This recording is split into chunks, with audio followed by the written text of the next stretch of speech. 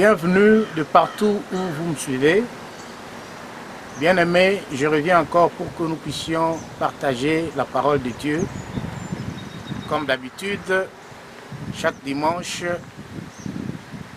j'ai pris l'habitude de faire une petite exhortation concernant la parole de Dieu. Aujourd'hui, nous allons partager la parole que j'ai puisée dans le livre de Jean chapitre 3 verset 6. La parole qui dit que ce qui est né de la chair est chair et ce qui est né de l'esprit est esprit. Voilà, c'est ça le thème du jour que nous allons partager ensemble. Ce qui est né de la chair est chair et ce qui est né de l'esprit est esprit. D'abord, la naissance, comme nous le savons, c'est quelque chose qui est encore petit. C'est qu'on pense et après on met en action. Ça commence petit et ça grandit s'il faut que ça grandisse, ou ça meurt s'il faut que ça meure. Mais pour commencer quelque chose, le début de quelque chose, c'est ça la naissance de la chose. Et tout ce qui est né de la chair est chair. Ici, nous voulons parler, nous voulons entrer dans la dimension de l'esprit. C'est-à-dire, je vais aller maintenant dans la pensée. Ce que je pense faire, si je pense cela selon la chair, tout ce que je pourrais avoir comme résultat sera toujours la chair. Et si je pense ce que je veux faire selon l'esprit, tout ce que j'aurai comme résultat, ça sera en faveur de l'esprit. Et c'est pour cela ici, selon la parole de Dieu, j'aimerais à ce que nous puissions vraiment comprendre le contexte que je veux utiliser ici. La naissance de chaque chose, ça commence petit, mais pour que tu puisses commencer quelque chose, ça commence d'abord dans la pensée. La pensée, la conception de la chose. Et quand cette chose-là va naître, ça va grandir, tout comme ça va mourir.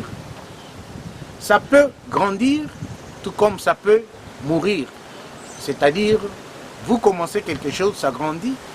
Tout comme vous commencez quelque chose, ça ne grandit pas.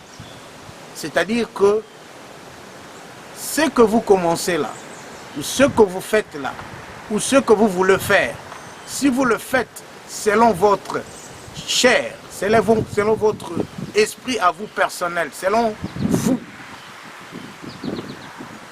c'est la chair. Que ce soit le résultat. Mais si vous le faites selon l'esprit de Dieu, ça c'est l'esprit de Dieu.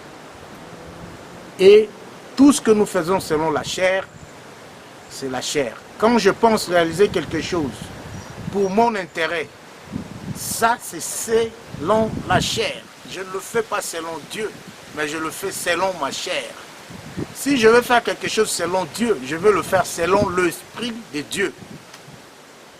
Alors j'aimerais que nous puissions comprendre la nuance entre la chair et l'esprit. Et ici, j'aimerais que nous puissions comprendre une chose. Tout ce que nous faisons selon la chair, ou tout ce que nous faisons selon l'esprit, est manifesté au travers des œuvres. Au travers nos œuvres. Les gens peuvent voir que ça, c'est l'esprit. Ça, c'est la chair. C'est pour cela que la Bible même nous identifie les œuvres. Dans Galates chapitre 5, à partir du 18 au 20e verset, vous allez voir que la Bible parle des œuvres de la chair. Les œuvres de la chair. Donc, c'est que nous naissons selon la chair. Il y a les œuvres que les gens voient. Que ça, c'est la chair. Ça, ce n'est pas l'esprit. Et Galates explique cela très bien, les œuvres de la chair. Là, il y a l'impudicité, il y a la dissolution, il y a l'idolâtrie, il y a la magie, il y a tout ce que nous pouvons citer là, ce sont les œuvres de la chair. Puisque tout ce qui est chair, on peut voir ça. On peut comprendre ça. Et surtout quand on est de Dieu, on peut voir que ça, c'est la chair. Ça, ce n'est pas de l'esprit. Tout ce qui est né de la chair est chair et tout ce qui est né de l'esprit est esprit. Et vous pouvez penser, organiser quelque chose ou faire quelque chose, même si vous le faites au nom de Dieu. Mais quand dans votre pensée, vous faites ça pour votre propre intérêt, ce n'est plus l'esprit, là c'est maintenant la chair. Parce que vous faites ça pour un intérêt personnel. Donc ce n'est plus l'esprit qui agit, mais maintenant c'est la chair qui agit. Peu importe le résultat de ça, mais le fait que ce que vous avez pensé en vous, pour que vous puissiez sortir cela devant les gens et que ça puisse avoir naissance, le fait que ça a été conçu selon la chair pour vos intérêts, en ce moment-là, tout ce que vous faites là, ce n'est plus l'esprit, c'est la chair. Comme je peux donner un exemple, il y a des gens parfois qui organisent de séminaires, qui disent parfois « Venez recevoir le miracle de la part du prophète tel ou du pasteur tel ». Donc en ce moment-là, pour quelqu'un qui comprend la parole de Dieu, peut directement voir la chair. Parce que là, ce n'est plus Dieu qui est promu, mais c'est l'homme qui est promu. Et le miracle ne se vend pas. Jésus même, en son temps, il a refusé le miracle aux hommes parce qu'il a vu, quand il a multiplié le pain, les gens sont venus nombreux le prochain jour. Il a vu que ces gens-là n'étaient pas venus pour lui, n'étaient pas venus pour écouter la parole, mais les gens étaient venus pour le miracle. Et Jésus a refusé le miracle. Donc pour dire qu'on ne peut pas promettre aux gens, venez et recevez le miracle, si ce n'est pas lié avec l'Esprit de Dieu. Tout ce qui est fait de chair est chair. Et vous allez voir et vous allez comprendre cela de la manière dont ça se manifeste. Et nous connaissons aussi les fruits de l'esprit. Les fruits de l'esprit, comme la Bible dit, il y a l'amour, la joie, la patience, toujours dans Galates 5, à partir du verset 22, vous allez jusqu'au 23. Vous allez voir le signe ou le fruit de l'esprit. Et vous allez voir, si vous lisez quelque part là au fond, vous allez voir que la Bible dit ceci, que la loi n'est pas contre ces choses. La loi n'est pas contre ces choses. Et si vous lisez là où on parle des œuvres de la chair, vous allez voir que à la fin, avant d'entrer dans le fruit de l'esprit, la Bible dit que ceux qui commettent de telles choses n'hériteront point le royaume des cieux. Et si nous allons un peu plus loin, nous allons voir que au début, si vous êtes conduit par l'esprit, vous n'êtes plus sous la loi. Toujours au début, quand on parle des œuvres de la chair. Donc à partir, je crois, du 18e verset. Vous allez voir que si vous êtes conduit par l'esprit, vous n'êtes plus sous la loi. Or, les œuvres de la chair sont, c'est là où on commence maintenant à manifester les œuvres de la chair. Donc, si vous êtes conduit par l'esprit, vous n'êtes plus sous la loi. C'est-à-dire, pour être conduit par l'esprit, il faut faire tout en connivence avec la volonté de Dieu. Et tout ce que vous allez faire, il faut que Jésus-Christ puisse être honoré dans ça. Il faut que la gloire retourne vers Jésus-Christ de Nazareth. Et nous voyons aujourd'hui beaucoup de gens sont liés à la loi. Alors que nous ne sommes plus dans la loi. La loi nous montre une ligne de conduite. Et c'est bien bon que tout le monde respecte. Je ne peux pas faire ça parce que la loi ne dit pas ça. C'est bon. Mais Jésus-Christ nous dit ceci. En dépit de la loi, lui est venu, il est au-dessus de la loi. C'est là où il dit que par lui, il y a la grâce. Même si vous êtes pécheur, si vous confessez de votre bouche vos péchés, il est capable et fidèle de vous pardonner et vous donner une nouvelle direction. Mais il y a beaucoup de gens qui vivent dans l'hypocrisie, parce qu'ils sont toujours dans la loi. La loi dit ceci, il ne faut pas faire ça. Moi, en tant que chrétien, je ne peux pas m'habiller comme ça. En tant que chrétien, je ne peux pas manger ça. En tant que chrétien, je ne peux pas faire ça. C'est bien. Mais est-ce que vous le faites parce que vous le faites selon l'esprit ou selon la chair? Il y a des gens qui ne font pas de choses tout simplement parce que les gens vont me voir en train de faire ça. Qu'est-ce qu'ils vont dire? Mais dans leur cœur, ils ont envie de le faire. Mais ils ont peur de gens. En ce moment-là, vous ne le faites pas selon l'esprit. Ce que vous faites là, vous le faites selon votre chair. Parce que vous voulez satisfaire votre chair. Pour que les gens voient que vous ne pouvez pas faire ça. Mais dans votre cœur, vous avez d'autres pensées. Nous ne sommes plus sous la loi. Nous sommes sous la grâce de Dieu. Et les œuvres de la chair, ça se manifeste. Ces œuvres-là ne sont pas les œuvres de l'esprit. Et tout ce qui est né de la chair, tout ce qui commence, tout ce qui est fait selon la chair, ça se voit. Aujourd'hui, nous voyons que les gens, par exemple, je peux donner l'exemple de Nicodème. Nicodème faisait tout ce qui était bon. Nicodème a respecté la loi. Jésus lui a dit, il faut respecter le commandement. Il ne faut pas faire ceci. Il dit, j'ai tout respecté. En bas, pour Nicodème, donc il méritait le royaume des cieux. Mais Jésus le regarde, il dit, non, il y a encore quelque chose que tu dois faire. Vends tout ce que tu as et donne tout ce dont tu as comme bien. Vends tout ce dont tu as comme bien et donne, distribue l'argent aux pauvres. Mais c'était pour lui une folie. Et soit encore né de nouveau. Lui ne comprenait pas. Être né de nouveau, c'est recevoir Jésus. Avoir Jésus. Et tout ce que tu fais, que la gloire retourne vers Jésus. C'est comme nous qui avions étudié, je sais que vous aviez aussi étudié, quand vous faites l'examen et que vous voulez copier la pensée de quelqu'un d'autre dans votre réponse, vous allez mettre entre guillemets. Tout simplement pour prouver que le mot ou la phrase que je mets ici ne m'appartient pas. J'ai tiré ça de quelqu'un. Il y a des gens qui pensent que faire le bien, c'est parce qu'ils ont la force de faire le bien. Nicodème pensait que tout ce qu'il faisait, c'était pour lui parce qu'il avait la force de le faire. Mais Jésus voulait lui montrer que non, tout ce que tu fais, il faut que la gloire retourne à quelqu'un qui est Jésus. C'est pour cela qu'il lui a demandé d'aller encore naître de nouveau. Et nous voyons aujourd'hui, les gens font le bien pour qu'ils soient vus. Si tu fais quelque chose pour toi, il faut que tout le monde sache que je fais ça pour telle personne. Je fais ça pour que les gens disent, oh, ça c'est un bon monsieur, il est bon.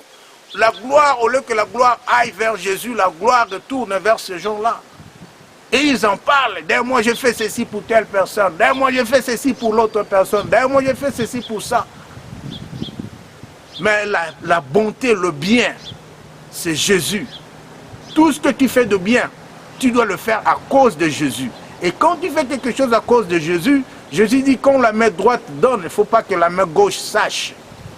Mais nous voyons aujourd'hui les chrétiens, nous sommes devenus tellement hypocrites, nous voulons faire tout pour que nous soyons vus, que les gens voient. Et puis si les gens n'ont pas vu, il faut que je publie, il faut que je parle de ça, il faut que les gens sachent.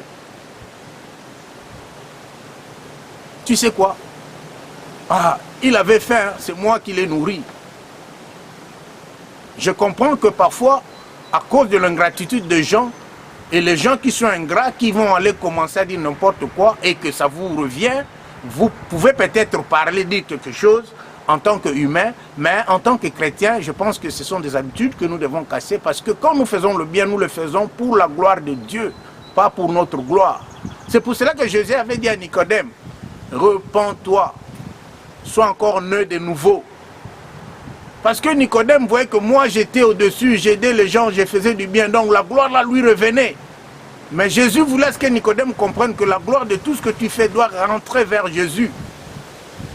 Mais tu ne peux pas donner à Jésus cette gloire-là si tu ne l'as pas encore reçu comme Seigneur et Sauveur. Il y a beaucoup de gens qui disent qu'ils ont reçu Jésus, mais ils continuent à recevoir leur gloire à eux au lieu de remettre la gloire à Jésus. Au lieu de faire le guillet entre guillemets pour montrer aux gens que ce que je fais, ce n'est pas moi, c'est Jésus qui le fait. Et quand Jésus fait, il se tait. Les gens voient seulement les œuvres et la gloire. Et les gens témoignent. Quand Jésus a guéri,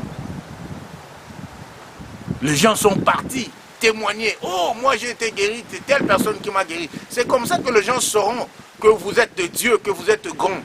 Mais il y a des gens qui veulent se faire grands de par eux-mêmes, que les gens voient que réellement il est grand. Au lieu que les gens puissent parler de votre grandeur par rapport à ce que eux constatent, que vous-même vous ne dites rien, mais eux constatent, ils commencent à parler de vous, sans que vous-même vous puissiez commencer à parler de vous-même. Nous voyons aujourd'hui, il y a beaucoup de gens qui font de bonnes choses, qui font des œuvres de charité, qui ne sont même pas chrétiens, mais ils le font, ils font du bien, ce qui est bien. Mais pour que votre bien-là ait de la force, il faut avoir Jésus, recevoir Jésus. Et ces gens-là, quand ils le font, ils passent à la télé pour que les gens le voient, pour que les gens le glorifient, pour que les gens les honorent. Mais ils ne citent jamais le nom de Jésus dans tout ce qu'ils font. Il faut toujours penser à ça, entre guillemets, la gloire doit toujours retourner vers Jésus-Christ. C'est pour ça que je dis que tout ce qui est fait de, tout ce qui est né de chair est chair, parce que ce qui est né de chair, on veut toujours récupérer l'honneur et la gloire. Que les gens voient que c'est moi, John, qui ai fait ça. Si les gens n'ont pas remarqué, je dois parler pour que les gens sentent que je suis là et je fais ça. Mais tout ce qui est fait de l'esprit est esprit. Parce que l'esprit sillonne. Même si vous ne parlez pas, les gens vont voir dans l'œil de l'esprit. Les gens vont comprendre et les gens vont parler de vous. Bien-aimés, tout ce que vous faites là, ou tout ce que vous pensez organiser, ou tout ce que vous pensez faire, est-ce que vous le faites selon la chair ou selon l'esprit? Comme je l'ai dit tantôt, l'esprit a le désir qui sont contraires de la chair.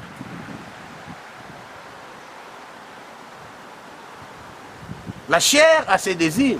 On veut se faire voir. On veut que les gens nous respectent. On veut que les gens nous honorent.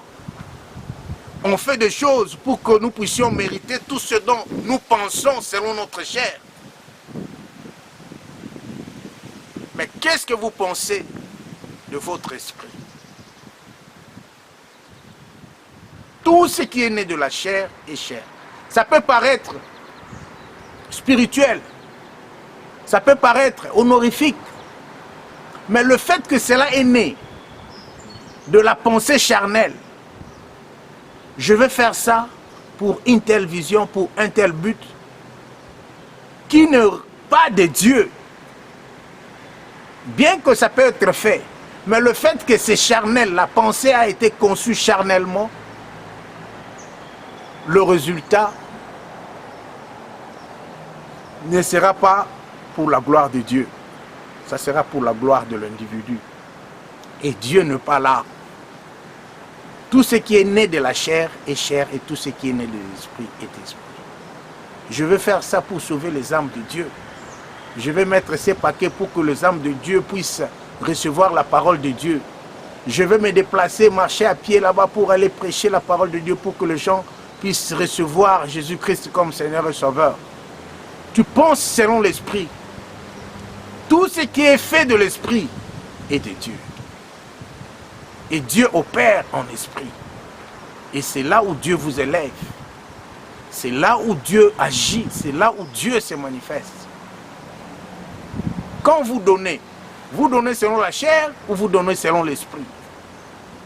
Quand vous causez avec les gens, vous causez selon la chair ou selon l'esprit? Parce que quand on cause selon la chair, on ne peut pas finir la conversation sans pour autant taquiner quelqu'un qui n'est pas là.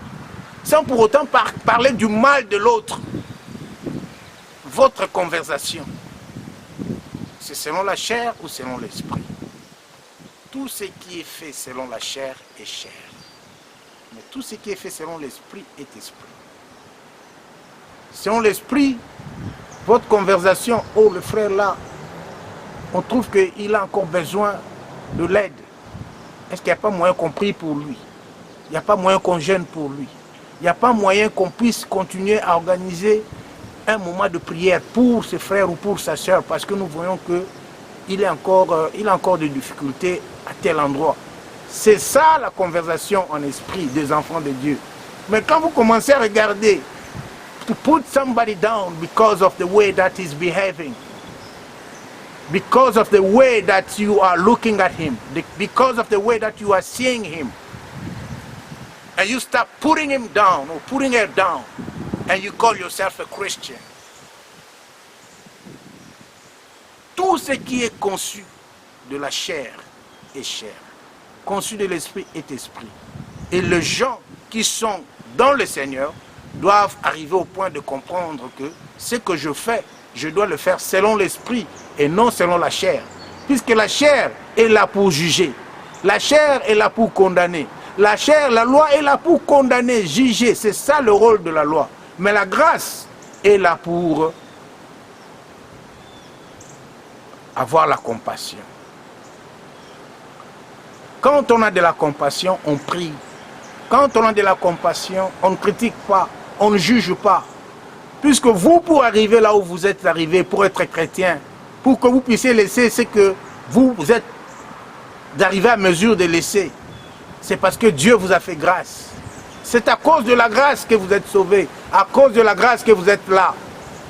Priez pour que Dieu fasse la même grâce aux autres, au lieu de commencer à minimiser les autres, au lieu de commencer à critiquer les autres, au lieu de commencer à voir les autres comme pécheurs, et que vous êtes au-dessus, vous êtes le plus saint. Ce n'est pas ça. Comme la Bible dit, transformons-nous. Que nous puissions faire un effort pour transformer notre façon de voir les choses, notre intelligence. Que Dieu nous aide à comprendre que nous sommes là pour montrer de la compassion aux autres, mais pas pour le repousser, parce que nous disons des chrétiens. Si vous êtes là et que vous faites ce que vous êtes à mesure de faire, c'est parce que Dieu vous a fait grâce un jour. Priez que Dieu fasse grâce aussi à l'autre au lieu de le critiquer. Et ça, c'est le comportement que nous voyons souvent dans la vie des enfants de Dieu, de chrétiens, de soi-disant chrétiens d'aujourd'hui. Ils ne voient que le mal dans l'autre. Ils ne voient que le mal dans l'autre. Ils ne critiquent que tout ce qui est mal au lieu de prier pour eux. Au lieu de les approcher, les exhorter. Bien-aimés, tout ce qui est né de la chair est chair. Peu importe la manière dont ça peut paraître spirituel, mais le fait que c'est conçu avec un cœur charnel, une pensée charnelle, c'est toujours chair. Parce que la naissance de ça, la conception pour que cela sorte, pour que cela soit vu, dans ton cœur, la conception est charnelle. Tout ce qui est né de la chair est chair, et tout ce qui est né de l'esprit est esprit. Et les hommes charnels, ou plutôt les hommes spirituels, peuvent voir et comprendre que ça, c'est charnel, ça, c'est spirituel. Et quand on se dit qu'on est enfant de Dieu, nous devons savoir que nous devons commencer à voir les choses dans une dimension spirituelle. Et dans la spiritualité, on n'est plus sous la loi, on est sous la grâce de Dieu. Et dans la grâce de Dieu, on a le devoir de dire que Dieu, par ta grâce, fait quelque chose dans cette situation. Mais quand on est sous la domination de la chair, on critique toujours. Mais quand on est sous la direction de l'esprit, la grâce prime. Je vais donner un exemple. Vous allez voir que cet homme qui était devant là avec Jésus sur la croix, il y en avait deux.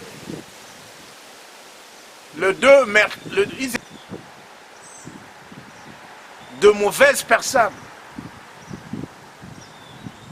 L'autre à gauche, l'autre à droite et l'autre personne à gauche de Jésus sur la croix. Mais une a dit, mon Seigneur, quand l'autre commençait à critiquer Jésus, sauve-toi. toi-même tu nous sauves si tu es réellement le Fils de Dieu. L'autre qui répond, qui dit, mais lui n'a même rien fait. Par contre, c'est nous qui méritons ce sort. Mais voilà, lui c'est un innocent, mais il est là, il n'a rien fait. Et puis il retourne vers Jésus, dit, pense à moi quand tu seras dans le royaume. Et Jésus, directement, il n'a pas hésité, il dit, dès maintenant, tu seras avec moi au royaume des cieux. Voilà la grâce. Si Jésus pouvait juger, il allait dire que voilà, vous deux, fous de tout ce que vous dites, vous allez en enfer. Et c'est le comportement que la plupart de chrétiens, de serviteurs, manifestent vis-à-vis de pécheurs, de gens qu'ils considèrent pécheurs, de gens qu'ils pensent qu'ils sont en train encore de pécher. Au lieu de les accorder la grâce. C'est comme cette dame aussi. La dame qu'on a arrêtée, qu'on a amenée vers Jésus, parce qu'elle était pute. Tout le monde a amené la pierre pour lapider cette dame. Quand cette dame est arrivée devant Jésus, Jésus n'a pas vu cette dame comme pute, mais Jésus a vu la grâce de Dieu qui est sur cette dame-là. Il y a beaucoup de gens qui ont la grâce de Dieu, qui sont appelés à servir Dieu. Mais ces gens-là ne peuvent pas approcher les enfants de Dieu parce que les enfants de Dieu le repoussent. Bien-aimés, je viens pour dire que tout ce que nous devons concevoir, que cela soit conçu selon l'esprit et non selon la chair. Tout ce que nous pensons des autres, que cette pensée-là soit une pensée spirituelle et non charnelle. Quand on pense pour les autres, on doit penser positivement. Oh, il est comme ça, mais si nous continuons à prier pour lui, nous savons que Dieu agit. Un jour, Dieu va le toucher, il va changer. C'est votre prière dont l'autre personne a besoin. Il n'a pas besoin de vos critiques. Il n'a pas besoin de vos jugements. Vous priez pour lui. Prenez le temps pour prier pour lui. Jésus a pris le temps pour que nous soyons sauvés. Il est venu sur terre, il est descendu. Il est même mort sur la croix. Il a connu une mort atroce, justement pour que vous, là, vous soyez sauvés. Mais pourquoi vous ne pouvez pas le faire pour les autres? Pourquoi vous êtes toujours là pour critiquer? Pourquoi vous êtes toujours là pour condamner? Pourquoi vous êtes toujours là pour juger? Qu'est-ce que vous faites pour que la personne que vous voyez là puisse changer? Changez votre pensée. Enlevez la pensée charnelle. Mettez la pensée de l'esprit. Et l'esprit va vous guider. Et Dieu va opérer de miracles dans votre vie parce que vous avez fait quelque chose pour quelqu'un d'autre. Jésus l'a fait pour nous, nous sommes sauvés et il nous demande aussi de faire la même chose. Tout ce que nous faisons, que nous le fassions selon l'esprit et non selon la chair. Quand nous donnons, que nous puissions donner selon l'esprit et non selon la chair. Il y a des gens qui donnent, c'est bien, ils font de bonnes choses. Nous voyons les acteurs qui vont visiter les gens dans des hôpitaux, qui font des dons, mais qui ne connaissent pas Jésus. Ils font le bien, c'est bien. Mais que votre bien là soit, et qu'il faut qu'il y ait toujours le entre guillemets. Le entre guillemets là, c'est Jésus. Le entre guillemets là, c'est Jésus. Comme je l'ai dit, vous faites l'examen, vous copiez une phrase où vous avez puisé de quelque part ailleurs, vous devez mettre ça entre guillemets pour montrer aux gens qui lisent que non, la phrase ici ne m'appartient pas. Mais je l'ai utilisée parce que je trouve que c'est une bonne phrase pour compléter mon idée. J'ai utilisé la phrase, mais je l'ai puisée de telle personne. Voilà, c'est ça. Notre Jésus est notre guillemets. Dans tout ce que nous faisons, du bien, qu'il soit notre guillemets. Que la gloire lui revienne. Que la gloire ne nous revienne pas, mais que la gloire aille vers Jésus. Voilà, mes bien-aimés. Que Dieu vous bénisse. On se voit prochainement. Comme je l'ai dit, notre sujet était tout ce qui est chair, tout ce qui est né de la chair est chair. Et tout ce qui est né de l'esprit est esprit. Et tout ce que vous faites là, tout ce que vous organisez, est-ce que la pensée de faire cela, la pensée d'organiser cela, c'est selon l'esprit ou selon votre chair? Et si c'est selon votre chair, peu importe le résultat, Dieu ne parle. Que Dieu vous bénisse. On se voit prochainement. Merci. Bye bye.